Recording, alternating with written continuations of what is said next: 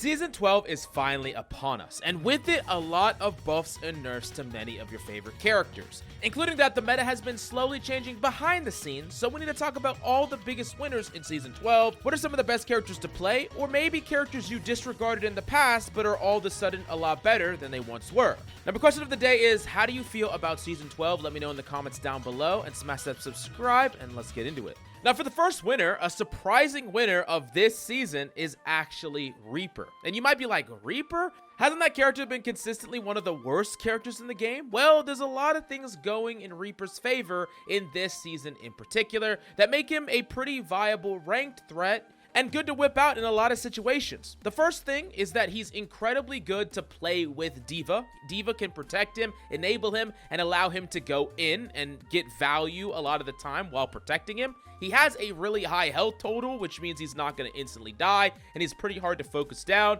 Plus, he can cycle in and out with his Wraith, so he can bait out cooldowns and go in and out with his team on certain intervals. And a part that we can't neglect is the fact that Reaper is pretty good against Winston, who's probably one of the strongest, if not the strongest tanks right now. And even though Reaper doesn't hard counter Winston in a lot of the ways that people might think, Reaper will never get feasted on by Winston. You're not going to get jumped on. You're not going to get isolated. You're going to be able to get out of a lot of situations. And there's a lot of DPS that can't say they can do that right now. They're going to get isolated. They're going to get jumped on. They're going to take an off angle and die to a D.Va, die to a Winston. But Reaper can either get out or sustain long enough to get help. And I think similar to Reaper would probably be Mei as characters that are more cooldown and tactic oriented rather than pure mechanic focused. So if in this season you want to stop getting caught out and killed and you want to think more on the strategic side rather than always focusing on hitting shots in your aim, then Reaper might be that pick for you. The number 2 on the list, our first support, is Brig. And Brig is so freaking strong and ranked right now, I cannot suggest Brig enough. She's one of the few supports that just makes it really difficult for a lot of tanks to execute. Winstons can get flailed out of their jumps. D.Vas can get spaced out from being effective, and any target that anyone's on, Brig can bail them out with packs. Brig can also dramatically strengthen a composition right now so that if there's a weak link or a diveable target in your composition, like a Hanzo or an Ana, Brig can help these people protect them and make it so that they're not feeding over and over again. Brig pretty much always thrives in a dive meta, and I do think that Brig overall is just very good because she can control distancing and space with her whip, and she can punish people with her ult and completely counteract a dive. Like an all-in dive can be completely shut down by like a Brig ultimate, and you combine all those factors together, and I think Brig is just an amazing character to play in Season 12, and someone that I would pretty much suggest every single support player have in their back pocket to whip out in certain situations, and yeah, you're gonna win a lot more games that way. And number 3 on the list, we do have to talk about Winston. And Winston is insanely strong right now. With a nerf to a lot of different health pools and overall tanks being incredibly difficult to focus down and target, Winston has been becoming better and better. And this season in particular, dive is incredibly powerful, and I think the most powerful dive, especially if it's coordinated, is Winston. Winston is incredibly good at enabling characters like Tracer to completely ravage backlines, and Winston is really hard to punish. He's really hard to focus down. You need many people to focus him down, or you need some form of CC on him. And the ability to cut off the back line from their team while simultaneously denying the frontline tank heals is just so freaking powerful when backed by teamwork and focus fire. And many of the problems with Winston in the past really stem from the fact that he was too easy to focus down if he didn't have perfect teamwork. But right now, he's so strong to the point where you're not going to be able to burst down a Winston very easily, regardless of what character you're on, or sometimes even if multiple people are focusing him. Now, I really will say what's super important on Winston is to learn just how hard you can commit and get away with it. Oftentimes, Winstons will undergo a certain cycle against comps that have a ton of CC or a ton of focus fire against them, and they're trying to do some soft engages where they split the front and back line, put a lot of pressure on the front line, force the front line to back up, kind of disrupt the team while generating ult charge, and then go for something far more proactive when they have their ultimate. But I will say that there's a lot more complexity to Winston than just what I can give you in this video, and I do have a Winston guide that goes into full detail you can check out on the channel, but let's move on. Now, the next character we got to talk about is Sombra, and Sombra received an incredible buff in the Season 12 patch. While her health total did get decreased from 250 to 225, virus impact damage is increased from 25 to 35, and the stealth movement bonus is increased from 45% to 60%. So not only are you doing a lot more virus damage, which is going to mean you're going to confirm a lot of kills more easily. I mean, how many people have you gotten to 1 HP on Sombra? Couldn't quite finish them off. Also, stealth is going to allow you to get back in position or chase someone down a lot easier, and I think both of those buffs are a small price to pay for the health decrease. Some matchups might be a little bit more difficult, like against Hanzo, for instance, who can now one-shot headshot you, but against a lot of characters, you are going to have a great time with these changes, and it makes Sombra a really nice additional threat, combined with Tracer, combined with Winston, and Sombra's just a fantastic character, and don't even get me started on her ultimate. Still one of the most powerful ultimates in the game, but I would say try to just use it to just punish like 1 or 2 people.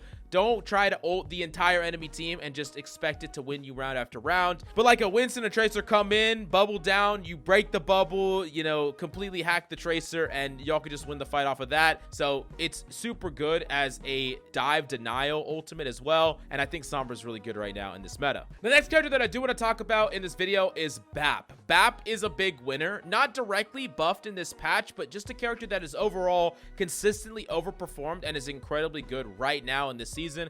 If you're playing a non-dive style diva, where the diva is being primarily peel based, Bap can add a lot, because the combination of immortality field plus DM and constant resources being pumped into the diva with Baptiste's giant amounts of heal mean that you're going to be able to protect your team from like most sources of aggression, and your diva's always going to be very, very difficult to kill because of you. And don't even get me started about the fact that combined with the diva peeling for you, Bap is just never going to die, like ever. Like, it's basically impossible. And then Bap also synergizes really well with compositions around Sigma and many of the other tanks that you would play, other brawl tanks potentially. Bap is just really flexible, really strong, really hard to kill, has great mobility, has great utility. There's really just not a lot to not like about Bap. I think the only time that he starts to struggle is in compositions where you would rather have someone be able to position with the team and go in more aggressively, more mobile support, so to speak. So like, he's not going to be able to go in with a dive like a Kiriko and a Lucio can, right? So like,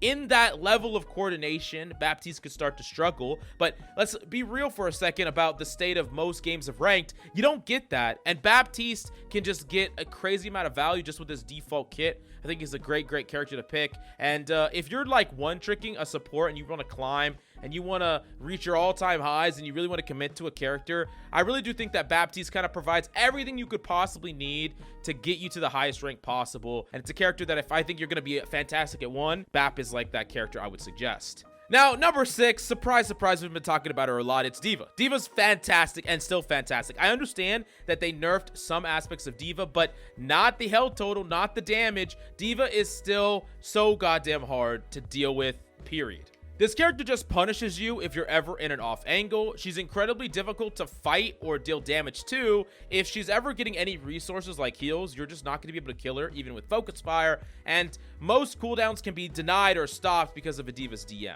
So all those things together, and then if you wait too long in the fight, Diva's going to be able to remech with her ultimate. And yeah, I mean, Diva's just fantastic of a character. Definitely a character that requires you playing Diva to understand what exactly is happening across the battlefield. Where could you peel? Who can you press? What can you get away with without dying? These are a lot of the questions you have on Diva, but Diva gets to play so flexible. Unlike a character like Winston or even a character like Wrecking Ball that has to go and do very particular things with the same loop over and over again, Diva gets to be dynamic. Sometimes Diva can just play really denial, can deny an enemy tank on the front line, can basically eat like all the fire strikes, force a Rhine back, start to whittle down the resources. But also, a Diva can go and be proactive, deny off angles, dive in potentially. And I've been preaching about Diva for a very long time as one of the most powerful tanks in the game. And I think a lot of people are starting to see just what is possible with this character. And I'm going to tell you a secret. Even if Diva was easier to focus down, even if Diva did less damage overall, she could still do a lot of what she's doing right now. And she's been able to do it for a long time. I think sometimes it requires, you know, a number to be tweaked here and there. People to really see the potential of a character when it's in the hands of someone that knows how to operate it. For people to be like, wow, That character is insane. What that character can do is insane. And now the dial is turned up on D.Va, so even normal players are starting to see the value of D.Va, and people that are really good at D.Va are starting to see how crazy they can impact a game. And we just went through a little hotfix after the start of Season 12, and D.Va did not get touched, so I think it's safe to commit to grinding D.Va, becoming great at D.Va. You're going to win a lot of games. You're going to be able to just climb very easily. I think she's one of the best characters to play in this meta, period.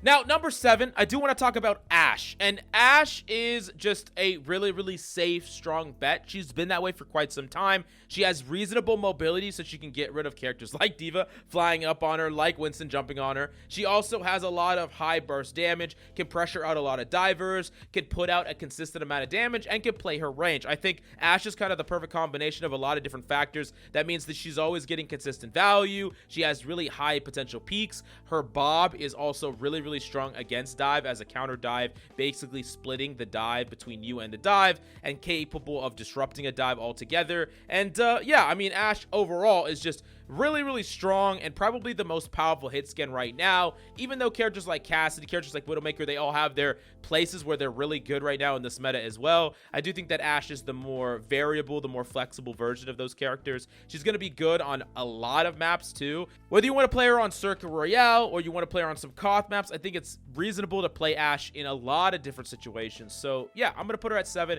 I think she's consistently been A or S tier pretty much across the board for like the past 5 seasons. And Blizzard has not wanted to change her at all. So if you want to find a character to commit to that's going to be viable for the long haul, I think Ashe is a pretty safe bet, and I would definitely suggest her. Now, moving on to number 8, I do want to talk about Lucio. Lucio is still a fantastic support to play. There's a lot of things that Lucio can do, and there's a lot of strategies he enables. So, number 1, Lucio is still really, really great at peeling. He's really, really great at denying certain off angles. If he can boot people off the high ground, he can reposition a tank. That boop is still incredibly strong, and speed boost is also very powerful. I understand that Juno has speed boost, but for a lot of reasons, Juno is not going to be able to compete with Lucio at all for many of the compositions that he plays in, because the core reason is that Juno is susceptible to dive when Lucio is just not even remotely close, because Lucio's mobility is incredibly dynamic. He doesn't have mobility that is on and then off and then on and then off. He has perpetual mobility, and he has the ability to go in really aggressive with these dives, not to the same extent that Juno can in any way. Like, while there is a speed-oriented ability in both characters, Lucio is unique in the fact that he can be one with the dive, he can persist in the dive, and Lucio is really good whether or not he's enabling a tank, whether he's enabling a DPS on an off angle, or, you know, just committing together with his team. There's a lot Lucio can do and help with the team composition that makes it flow better, more effective. Dives could be more effective. Peels could be more effective. Lucio just kind of just does all of that while being very mobile and hard to dive himself. On top of that, Lucio ult is still one of the most powerful ults in the game. Many would argue that it is the most powerful, whether you're using it offensively or defensively. Lucio can keep you alive against ults that nothing else can, and can allow you to win a fight and snowball fight better than a lot of other ults can, combined with communication and speed boost. Lucio's just a great character, and I really want to stress that just because there's other speed-oriented abilities in the game doesn't diminish the viability or power of Lucio at all.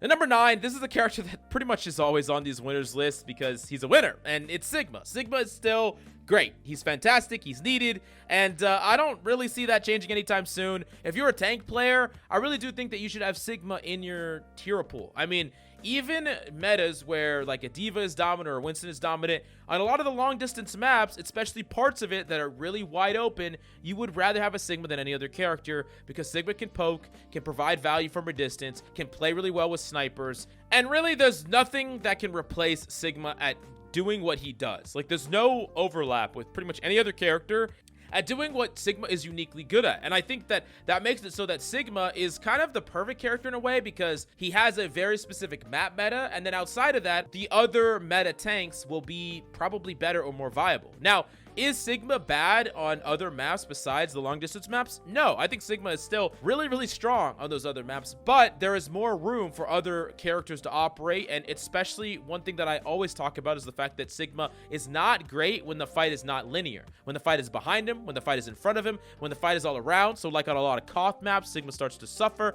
But on a lot of more linear maps, when the fight is in one singular direction, Sigma starts to thrive. And I think if you can identify pieces of other maps that are not necessarily like Havana and Circuit Royale, but just areas where you could swap to a Sigma and force the fight in one direction and kind of corral the enemies away from off angles and towards an area where you can spam them and control them and constantly mitigate their position, then Sigma can be amazing. And I also think Sigma's one of the best tanks to play in the neutral when you don't have ultimates. He's a great character to swap to in certain moments, and I do think that every tank player should know how to play Sigma to an extent. Then the last character that might surprise you in the winner category is Tracer. And I do get that Tracer just got a little soft nerf right after Season 12. So Season 12 came out, and Tracer had pulse pistols at 6 damage per, and now it's 5.5. But even in spite of that, Tracer's still going to be really, really good. And it really comes down to the other types of characters that are seeing play. Like when Winston is really viable, when characters like D.Va are viable, Tracer also becomes viable. D.Va is really good at exchanging resources in a positive way. Same thing with Tracer. And Winston's really good at splitting front and back lines and isolating people and enabling dives. Tracer loves that. So Tracer's going to work really well, even in spite of the nerf. And I wanted to put Tracer in here because I want to make it clear that even though Tracer did receive a nerf, it's not enough to remove her from the meta. It's not enough to make her not viable. She was perhaps too powerful before, or definitely so, and now back in a more reasonable line, but still very, very powerful, very strong, definitely a character worth grinding, worth respecting, and worth maining this season. But if you have any questions about what characters you should play and why, let us know in the comments down below. Thank you so much for coming by. I really hope you enjoyed the video, and I'll see you next time.